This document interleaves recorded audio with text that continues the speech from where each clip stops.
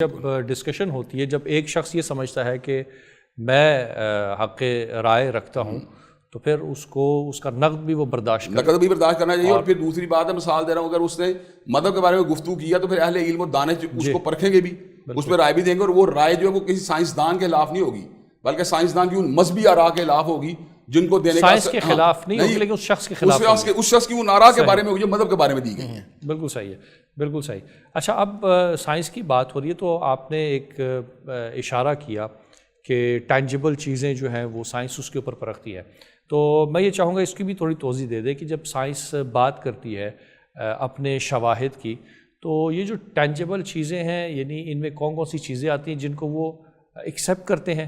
ظاہر ہے ہمارا تو پھر دوسرا اسپرچول ایسپیکٹ بھی ہے، لیکن اس کو اگر ہم واضح کر دیں اپنی عوام کے لیے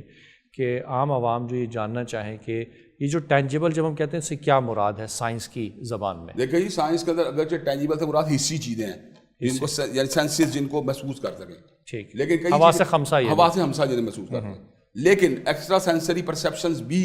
سائنسی کا ایک اہم حصہ ہیں. اچھا، میں آپ کو چھوٹی بات آتا ہوں جی. ایک جب ہم ایف ایس سی کے اسٹوڈنٹ تھے تو وہاں پہ اس وقت ایک سالٹ انالیسس جو تھا اسے کیا جاتا تھا. سالٹ انالیسس میں مثال دے رہا ہوں، کوئی سالٹ ایسا آ گیا، میں معذرت اس کو ایکسپلین کر دوں. سوالٹ یعنی اسٹرینتھ، اپرچونیٹیز، ویکنس. نہیں جو سالٹ جو کمپوزیشن ہوتی ہے، سالٹ میں سالٹ سمجھ رہا تھا، سالٹ ہوتا ہے جو سالٹ انالیسس آپ کرتے تھے، سالٹ انالیسس ہم کرتے تھے. مثلا کاپر سلفیٹ کا کر لیا یا فیرس سلفیٹ کا کر لیا، تو اس کے لیے ہمیں کچھ سٹیپس بتائے جاتے تھے جی کہ ان کے اندر اگر یہ خصائص پائے جائیں گے تو یہ فیرس سلفیٹ ہوگا، اگر نہیں پائے جائیں گے تو دوسرا چیک کریں گے، اگر وہ کاپر والی خصوصیات ہوں گی تو وہ کاپر ہوگا. تو ان سے ہم گزرتے اس شکل سے جو بظاہر ایک جیسے سالٹ نظر آتے تھے ہم انڈیکیٹ کر لیتے تھے ٹیسٹنگ کے بعد کہ یہ جو ہے نا ٹیسٹ میں چونکہ پورا اترا ہے اس لیے جو ہے نا یہ اس کا رزلٹ ہے. اچھا، اسی طرح ہم نے جو نیوٹن کے قوانین حرکت پڑھے تو اس کے اندر ہمیں مختلف فارمولاز کے اندر یہ بات سمجھ میں آئی. مثال دے رہا ہوں، مجھے وہ پہلے قانون حرکت کا formula V F = V I plus A T, دوسرے قانون حرکت کا فارمولا تھا S = V I T plus half A T square, اور تیسرے قانون حرکت کا formula 2AS = V F square minus V I square. تو اس کے اندر فارمولا جو تھے وہ سارے کے سارے تھے ان فزیکل ریالٹیز کو ڈیفائن کرتے تھے جو ہم نے فزکس کے اندر جو ہے نا پڑھی تھی قوانین حرکت، جو نیوٹن کے قوانین حرکت تھے. پھر ہمیں بات سمجھ میں آئی کہ کئی ایسے مقامات آتے تھے یہاں پہ نیوٹن کے قوانین سے آگے پھر ہمیں آئنسٹائن کی جو بات جو نا اس کے اوپر غور و خوض کرنا پڑتا تھا. تو وہ ساری کی ساری چیزیں تھیں، ان کا تعلق تھا آپ کی آبزرویشن کے ساتھ اور آپ کی ایکسپیریمنٹیشن کے ساتھ. جب ایکسپیریمنٹیشن کرنے کے بعد، آبزرویشن کرنے کے بعد آپ نتائج کو کنکلوڈ کرنے کی پوزیشن میں آتے تھے تو جو نتیجہ آپ کے سامنے آتا تھا اس کو آپ کسی ایکویشن کی شکل میں یا ٹرو فالس کی شکل میں جو کے سامنے جو تھے اس کو ڈلیور کر دیتے تھے. اچھا، اس کے مد مقابل ہم یہ بات کہتے ہیں کہ ہمارے پاس الہامی ذرائع سے کئی ایسی چیزیں پہنچی ہیں جن کو ہم ٹینجیبلی یا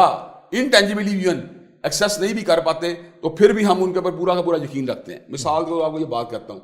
کہ فرشتے جو ہیں، کرامن کاتبین جو ہیں، وہ ہمارے کندھوں کے اوپر موجود ہمارے اعمال لکھ رہے ہیں. اب ان کا وزن ہم نے آج تک کبھی محسوس نہیں کیا، لیکن اس کے باوجود چونکہ یہ اللہ تبارک و تعالیٰ نے اپنے قرآن مجید میں بات کہی ہے تو ہمارے اس اوپر اس کا یقین لانا ہمارے لیے کوئی اس میں نہ مشکل ہے، نہ ہمیں اس میں کوئی مسئلے والی بات نظر آتی ہے، نہ ہی ہم اس کو لاجیکل سمجھتے ہیں. اچھا، پھر آپ کو ایک اور بات آتا ہوں. اب کئی لوگ ایسے ہیں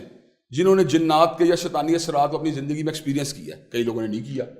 کئی لوگ جادو کا وکٹم بن چکے ہیں، کئی لوگ شیطانی اثرات کا وکٹم بن چکے ہیں، کئی لوگ نہیں بنے. اب جن لوگوں نے اس کا وکٹم بنے وہ بھی اس چیز کو مانتے ہیں کہ شیطانی اثرات موجود ہیں، جو نہیں بنے وہ بھی اس چیز کو مانتے ہیں شیطانی اثرات موجود ہیں. جو بنے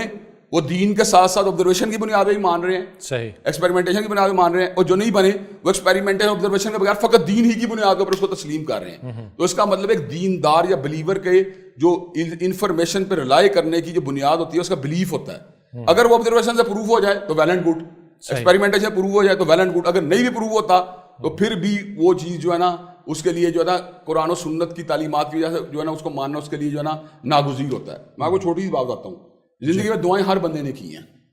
کئیوں کی قبول ہوئی ہیں، کئیوں کی نہیں ہوئی. کئیوں کی 10 دعائیں قبول ہوئی ہیں، کئیوں کی 100 دعائیں قبول ہوئی ہیں، کئیوں کی 1 قبول ہوئی ہے، کئیوں کی 2 قبول ہوئی ہیں. کئی ایسے بھی لوگ ہوں گے جو بہت زیادہ دعائیں کرتے رہے لیکن ان اسباب کو بروئے کار لانے میں کامیاب نہ ہوئے جو دعاؤں کی قبولیت کے لیے ضروری تھیں، یا اس میں اللہ تعالیٰ کی اپنی حکمت موجود تھی کہ اس کی دعاؤں کو اللہ تبارک و تعالیٰ قبول نہیں کیا.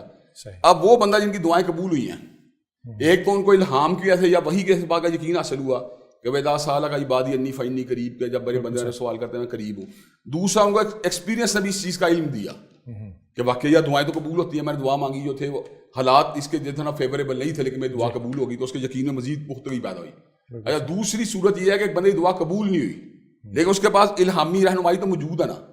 کہ اللہ نے ایک فرمایا کہ جب میرے بندے سوال کرتے ہیں میں ان کے قریب ہوں.